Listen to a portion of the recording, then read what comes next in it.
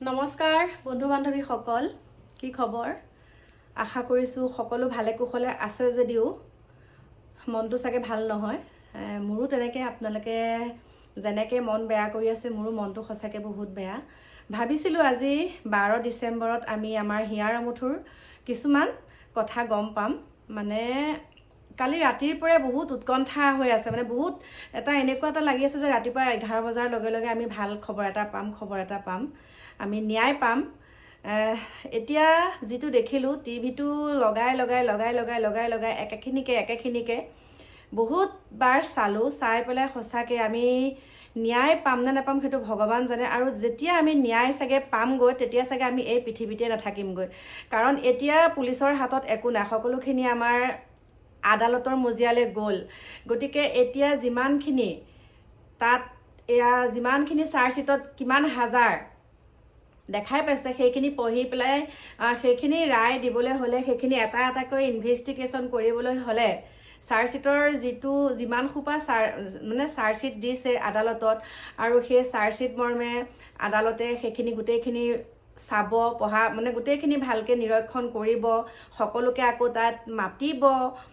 মানে যিমান কেইজন অভিযুক্ত আছে, যোনে যোনে সাক্ষী প্ৰদান কৰিছিলে, তেওঁলোকক মাতিব। মানে বহুত দীঘলীয়া হৈ যাব। আমিতো সিমানখিনি ভবাই নাছিলোঁ। আমি ভাবিছোঁ আজি আৰু আমি কেনেকৈনো হত্যা হৈছিলে তাৰে অকণমান আমি কিবা এটা হ'লেও আভাস পাম বুলি।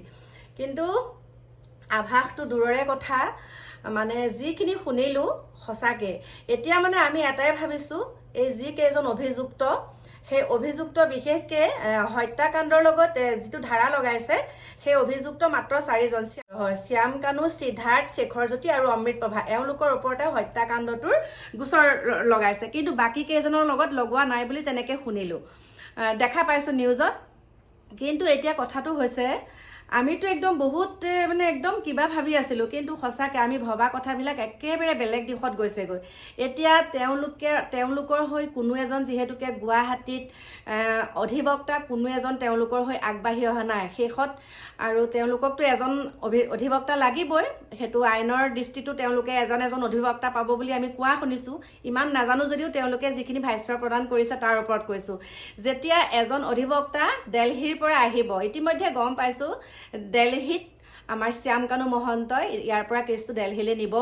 আৰু যোৱাকালি তেওঁ পত্নী আহিছিলে, পত্নীয়ে অধিবক্তাৰ আমাৰ মানে হাইকোৰ্টৰ এজন অধিবক্তাই আমাক মানে তেওঁ ব্ৰাইট দিয়া দেখিলোঁ। হাইকোৰ্টৰ এজন অধিবক্তাই কৈ থকা শুনিলোঁ যে যোৱাকালি শ্যাম কানু মহন্তৰ পত্নী আহিছিলে, আহি পেলাই কথা বতৰা পাতিছে।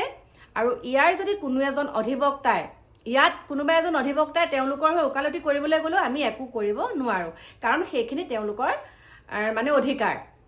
গতিকে এতিয়া চাওক, যেতিয়া আদালতৰ মজিয়ালৈ গ'লগৈ, দোষীয়ে শাস্তি পাব বুলি ভাবোঁতে আমি এই পৃথিৱীৰ পৰা নাইকিয়া হৈ যামগৈ। আৰু কেতিয়া ন্যায় পাব সেইটো ভগৱান জানে। যেনেকৈ জোনমণিৰ ক্ষেত্ৰত দেখা পাইছোঁ, অভিনীলৰ ক্ষেত্ৰত দেখা পাইছোঁ, কিন্তু আমাৰ ভগৱানৰ ক্ষেত্ৰত কথাটো বেলেগ ধৰণৰ। হত্যাকাণ্ডটোতো আমি শুনিছোঁৱে যে হত্যা কৰা হৈছে। মুখ্যমন্ত্ৰীয়ে চাৰ্জশ্বিটখন নিদিয়াৰ আগতেই ক'লে যে আমাৰ জুবিনক, হিয়াৰ আমঠুক হত্যা কৰা হৈছে। গতিকে আমি যদি সেই হত্যাকাৰী কেইজনক, আমি ভাবিছিলোঁ 11 তাৰিখে চাৰ্জশ্বিটখন দিব, তাৰপিছতে 18 তাৰিখ মানলৈ চাগে আৰু ফাঁচী কথাটো শুনিম, আৰু ফাঁচী কাঠত ওলমাব, আমি তেনেকৈ ভাবিছিলোঁ। কিন্তু আমি ভাবি থকাটো একেবাৰে নহয়। এতিয়া ভাবিছোঁ মুক্ত আকাশৰ তললৈ সেইকেইজন ওলাই আহিব অতি সোনকালে মুক্ত আকাশৰ তললৈ ওলাই আহিব। কাৰণ ইতিমধ্যে আমাৰ শ্যাম কানু মহন্ত আৰু অমৃতপ্ৰভা, শেখৰজ্যোতি, সিদ্ধাৰ্থ হৈ মানে অধিবক্তাক বিচাৰি পেলাই মানে তেওঁলোকৰ ঘৰৰ মানুহ অহা যোৱা কৰিলে। গতিকে আমি এটাই ভাবোঁ, হে ভগৱান, একদম মানে অন্তৰৰ পৰা কৈছোঁ, আমি শান্তি পোৱা নাইকিয়া। ইমান আশাৰে বাট চাই আছিলোঁ। এতিয়া নিউজখিনি চাই পেলাই গম পালোঁ, এই যিখন চাৰ্জশ্বিট সেইখনো পঢ়ি কৰি সকলোখিনি নিৰীক্ষণ কৰিহে আমি অলপ দিনৰ পাছতহে আমি আচলতে কিবা এটা হ'লেও ক্লু পাম, কিবা এটা পাম আৰু। কিন্তু এতিয়া সঁচাই দেই, এতিয়া কি হ'বলৈ গৈ আছে, আমি যিয়ে নহওক, আমি যিহেতুকে হত্যাকাণ্ড বুলি আমি গম পাইছোঁ, আৰু এইটো হত্যাকাণ্ডই হয়। গতিকে যিকেইজন মূল অভিযুক্ত, তেওঁলোকক মানে একদম তেওঁলোকক মানে এই পৃথিৱীৰ পৰা নাইকিয়া হোৱাটোৱে বিচাৰিছোঁ। আৰু কেনেবাকে যদি সুৰুঙা অকণমান আছে, তেওঁলোক বাচিবলৈ। সেই সুৰুঙাকণ থকাৰ পিছত তেওঁলোকতো বাচি আহিবই, অহাৰ লগে লগে কিন্তু অসমবাসী ৰাইজৰ আগত তেওঁলোক কিন্তু সাৰি যাব নোৱাৰে। আইনৰ দৃষ্টিত তেওঁলোক সাৰি যাব পাৰিলেও অসমবাসী ৰাইজৰ আগত কিন্তু তেওঁলোক কেতিয়াও সাৰি যাব নোৱাৰে। আৰু এটা কথা কি জানানে, শ্যামকানু মহন্ত তেওঁ পত্নীক কিন্তু মানিব লাগিব।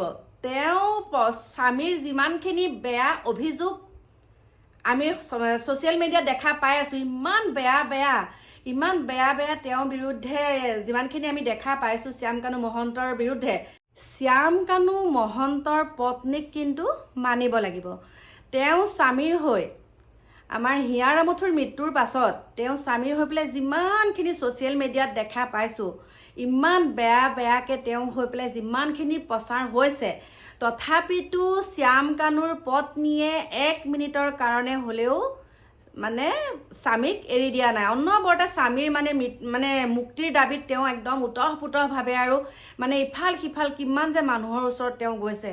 যোৱাকালি তেওঁ এজন হাইকোৰ্টৰ আমাৰ গুৱাহাটী হাইকোৰ্টৰ মানে অধিবক্তাৰ লগত কথা বতৰা পাতিছে যে আপুনি কেছটো লওক, আপুনি এনেকুৱা কৰক। তেতিয়া তেওঁ কি কৈছে যে আমাৰ ইয়াৰ কোনো এজনে ল'ব নোৱাৰিব, যদি কোনোবাই ল'বও পাৰে, তেওঁ যিটো কথা কৈছে যে কোনোবাই ল'বও পাৰে, লোৱাত কোনো আপত্তি কৰিব এতিয়া কোনেও নোৱাৰে, কিন্তু তেওঁলোকে আলোচনাহে কৰিছে যে এই কেছটোত আমি কোনো এজন আগবাঢ়ি নাযাওঁ।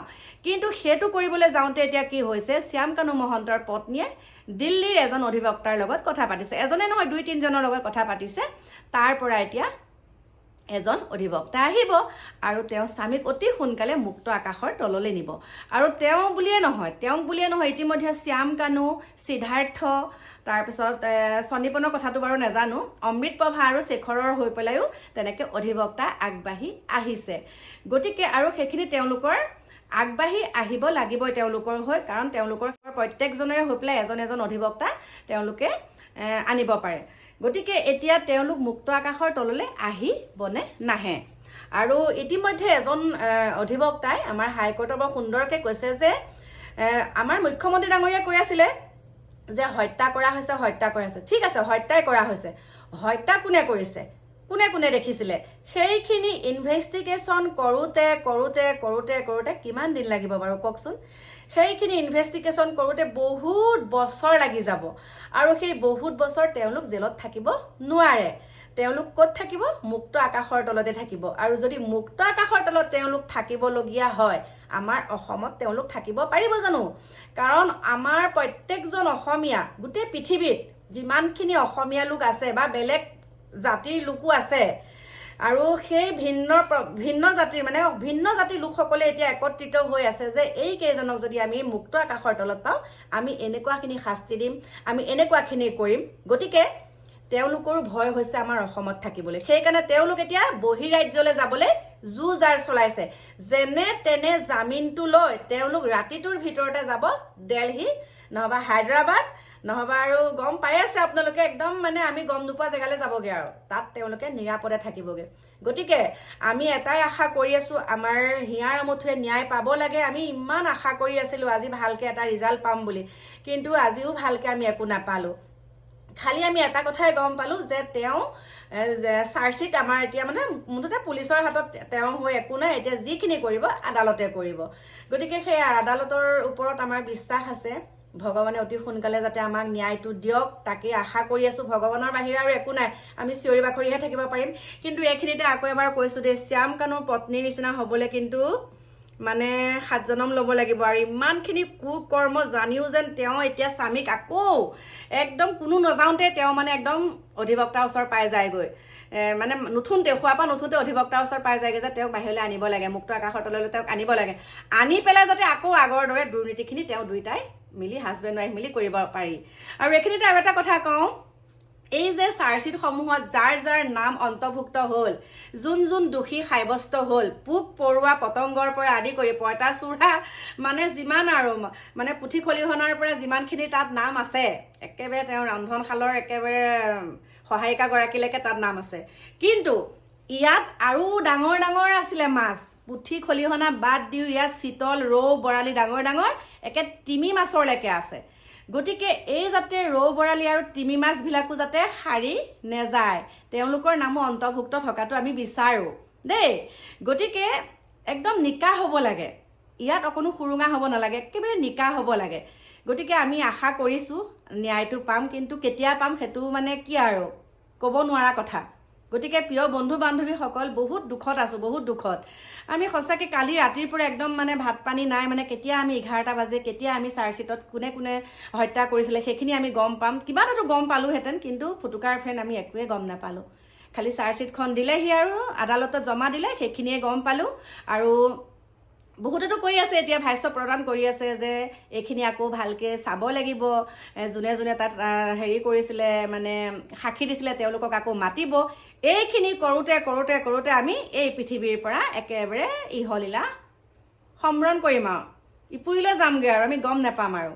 গতিকে সঁচাকৈ দুখ লগা বিষয়। জুবিনহেন যেন মানুহৰ যদি আমি ন্যায়টো নাপাওঁ, তেনেহ'লে বাকীবিলাকৰ কথা বাৰু বাদেই দিছোঁ, হয়। এইখিনিকে আছিলে মোৰ ক'ব লগা। বাকী চাই লওঁ নিউজসমূহ, আকৌ কি তথ্য পাওঁ। অকণমান পিছত চাগে আকৌ বেলেগকৈ কিবা ওলাব, যদি ওলায় আপোনালোকৰ ওচৰলৈ মই আহি আছোঁ দেই। এতিয়া ৰাখিছোঁ, বাই বাই।